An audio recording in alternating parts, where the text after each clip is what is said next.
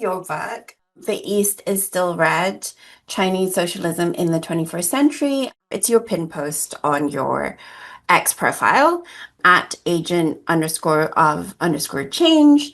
You state that you wrote this whole book about why the left should support Chinese socialism and why all peace-loving people should stand up against the US-led New Cold War. So let's break some of this down.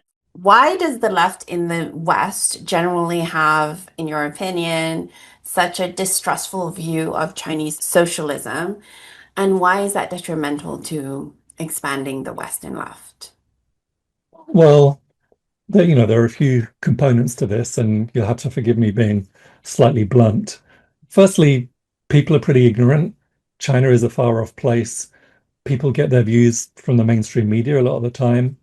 Although, I think that's changing, actually, especially over the last couple of years, especially following on from the genocide in Gaza, that people are becoming less trusting in the mainstream media, less trusting in mainstream politicians, and they're starting to question that narrative a lot more, including in relation to China. But that's what the media puts out there, this notion that China's a dystopia, that it's carrying out a genocide against Uyghur Muslims in Xinjiang, that it's suppressing democracy and pro-democracy protests in Hong Kong, that it's authoritarian, etc., etc. So, people have got these prejudices in relation to China that prevents them from building solidarity with China. Secondly, again, being a bit frank, people are kind of Eurocentric, and it's not necessarily easy to get your head around China. Like, China's basic philosophical assumptions are different to ours in the West. There's a difference between a basic framework of Confucianism and a basic framework of the Judeo-Christian tradition. So there's a different culture, there are different ways of thinking, and it just makes it a bit more difficult for people in the West to understand what's going on in China and how people think over there. It's not impossible, it's not even difficult, it just requires a bit more effort and a bit more of a creative vision. Even Cuba, which is obviously another socialist country, which is also in the global south, is also a developing country. I think people find Cuba a bit easier to understand, at least, because Cuba's culture and its traditions and its ethics and its philosophy is more westernized, essentially as a function of Spanish colonialism. And then the third aspect is, well, people are dogmatic. The people on the left are dogmatic. And if you read your Marx, you read your Engels, you read your Lenin, and you think about what a socialist society will look like the type of society that we as leftists, as socialists, as Marxists, as communists are trying to build, it's probably not very much like what modern China looks like, right? Modern China has huge inequality, it has vast quantities of private capital, it has exploitation of labor, it has millions of migrant workers, it has integration into global value chains, it has stock markets, it has billionaires, it has big Western brands, it has Starbucks, it has KFC, it has McDonald's. I kind of feel the same way. If I were creating a socialist society from scratch, it wouldn't include Starbucks and it wouldn't include billionaires.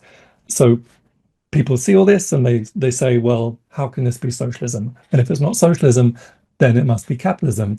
But that brings us to a slightly difficult, slightly awkward place, because how do we then explain China's successes on poverty, on renewable energy, on infrastructure development, on managing the COVID-19 pandemic, and so on, if China's just another capitalist country? Are these things even possible under capitalism? And if they are, why don't we see that in other capitalist countries?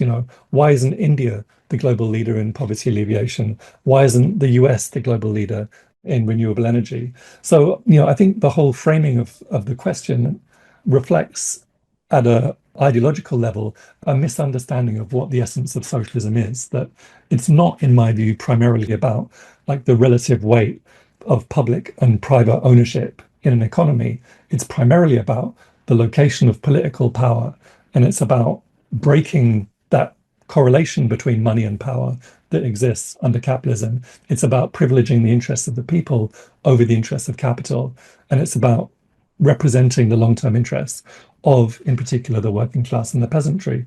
Now, as for why all this misunderstanding is harmful, I mean, it kind of seems obvious, and I don't need to tell you, but why would we want to ascribe all of China's successes to capitalism? And if China's not a socialist country in a world where the Soviet Union doesn't exist anymore, the European people's democracies don't exist anymore. If China's capitalist, that means that socialism is really in a pretty disastrous state in the world. We should study, we should celebrate, we should uphold, and we should learn from China's successes. China's literally proving to all of humanity that socialism is the only framework under which we can actually solve the major problems that are facing us in terms of poverty, in terms of environmental protection, in terms of building on the basis of common prosperity, in terms of modernizing, like as a developing country without going to war, without resorting to imperialism, colonialism, without imposing your will on other countries. So, yeah, and from my perspective, developing solidarity with China is really a key and indispensable task for the left and the West. Yeah, I totally agree with that. And I also would like to just add for a little bit of context for some people that might not be aware of how quickly China is developing and how oftentimes the accusations of rampant development or perhaps like times when the opening of the markets were a little bit less regulated, that things adapt in China according to the needs of the people. So some of the accusations that we might have of China might be like 20 years old, you know? So that's an important factor. But yes, so many people do say, and you kind of covered this, that China is capitalist, therefore China's success is due to capitalism and the opening up of markets by Deng Xiaoping. Do you think you can go over a little bit in terms of there are certain sectors in China that have majority owned, state owned enterprise? Can you break that down for us? Because I think that is not really understood by many people. Sure. I mean, first thing I'd like to say on this just quickly is that, this idea that China's success is due to capitalism and that was introduced following the Third Plenum in 1978 ignores the fact that China's progress, unprecedented historic progress, doesn't actually start in 1978. It starts in 1949 with the founding of the People's Republic, with the dismantling of feudalism, with the unification of the country, with land reform, the distribution of land to the people that till the land, to the peasantry, an end to, the most brutal oppression of women that characterized Chinese society for many hundreds of years, mass literacy campaign, healthcare, education rolled out to the countryside for the first time, bearing in mind that the countryside is where 90% of the population at that time lived. Major infrastructure projects, the construction of the first industrial base in China. Life expectancy increased from around 35 in 1949 to around like 67, 68 at the time of Mao's death in 1976. So in that period of time, which is 27 years, life expectancy increased by at least 30. So more than 1 year, average life expectancy increases for every year that Mao Zedong was at the helm. So, that's actually a kind of unprecedented achievement. Literacy increased from around 15% to around 80%. The population size doubled. Population had been static in China, kind of between 400 and 500 million for 100 years at least. By the mid to late 70s, it was more like 800, 900 million. If anyone thinks that that's what failure looks like, then they have a pretty warped view of the world. Socialism with Chinese characteristics, so the socialist market economy that started to be rolled out from the late 70s, it's clearly very different to capitalism. As we touched on earlier, like the location of political power is very different in that the capitalist class is not the ruling class in China. There is a capitalist class, there is a group of people who own and deploy capital, but they're not allowed to organize in their own interest. They're not allowed to organize in the specific interests of capital. They're not even allowed to have a capitalist political party. So they're deprived of political power. So far from being the ruling class, they're ruled. Eric Lee puts it really well, and this is something that I've quoted a few times, but in the John Pilger's The Coming War on China documentary, Eric Lee's kind of trying to explain to Pilger, who kind of doesn't quite get it, what's the difference between American capitalism and Chinese socialism. And Eric Lee says, yes, we've got billionaires, we've got capital, but capitalism doesn't enjoy enshrined rights. Billionaires can't tell the Politburo what to do. The Politburo tells billionaires what to do. So the government makes strategic decisions in the interests of the people. The major banks are state-owned. So they're not responsible to shareholders, they're responsible to the people. The companies in the so-called commanding heights of the economy are state-owned. So energy, transport, telecoms, heavy industry, the most important sectors of the economy are run directly by the state. Priority is given to long-term development, sustainability, and improving people's living conditions. And even the bits of the economy that are privately owned or collectively owned are heavily regulated. They're integrated into the planning system. And, if you want to understand the differences between that and capitalism, you can just look at the different results of the two.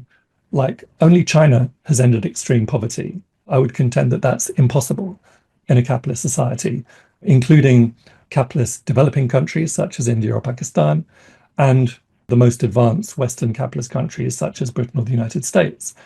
Homelessness is a rising problem in capitalist countries. I live in North London. I think you live in South London. I'm sure you don't have to go very far from your apartment to see someone living on the street. I certainly don't. China's solved that problem. China's built by far the world's largest high-speed rail network. Rail, road, telecoms, energy infrastructure, these reach throughout the entire country, throughout the center of the country, throughout the west of the country, even remote areas where it's clearly not profitable to do that. While in the West, our infrastructure is crumbling, right? In the last 50 years in the West, the rich have got richer and the poor have got poorer. Whereas in China, yeah, the rich have got richer, but the poor have also got richer. People live incomparably better compared to 50 years ago. In the big cities, in Beijing, in Shanghai, in Xi'an, in Guangzhou, in Xinjiang, your average life expectancy is comparable with like Spain and Japan, right? These are the countries with the highest average life expectancy in the world. And while per capita GDP might be much lower than the Western countries, the cost of living is also much lower. So, people live very well in those places. In terms of poverty alleviation, as we've mentioned, China has eliminated extreme poverty. And that doesn't just mean that everyone's above that $2 a day income threshold.